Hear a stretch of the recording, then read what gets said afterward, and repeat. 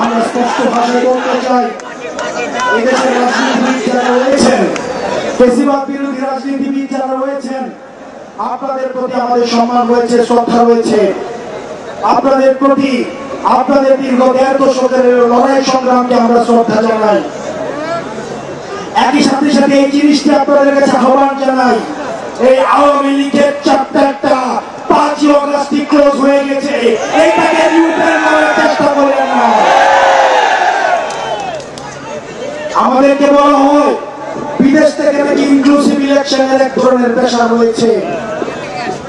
2014 সালে যখন বিএনপি নির্বাচনে আসে নাই, তখন ইনক্লুসিভ ইলেকশন কোথায় ছিল? 24 সালে ইনক্লুসিভ ইলেকশন কোথায় ছিল?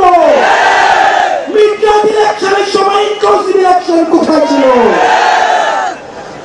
বাংলাদেশের রাজনীতি এই ভূখণ্ডের মধ্য থেকে নির্ধারিত হবে, বিদেশের প্রেসক্রিপশনে বাংলাদেশের রাজনীতি নির্ধারিত হবে না।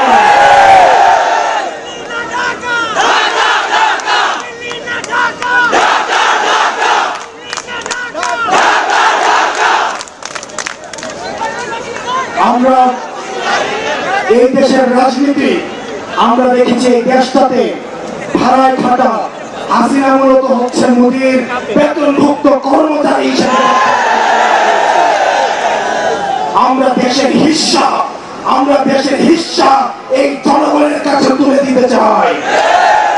সুতরাং এই বারবার আওয়ামী লীগের প্রশ্নটাকে যারা টেনে নিয়ে আসে, 5ই অগাস্ট যে বিষয়টি সিদ্ধান্ত হয়ে গিয়েছে, এই বিষয়টিকে বারবার টেনে নিয়ে আসা যারা আমাদের অস্থিতিশীল করার চেষ্টা করে, আমরা অন্তর্বর্তীকালীন সরকারকে বলতে চাই, এই প্রজন্মের যে কনফ্লিক্ট আমরা চাই এটা এখনই শেষ হয়ে যাক, আজকে শেষ হয়ে যাক। এই আওয়ামী লীগ নামক ভাইরাস নিয়ে এই বাংলাদেশ আমরা একদিনও থাকতে চাই না।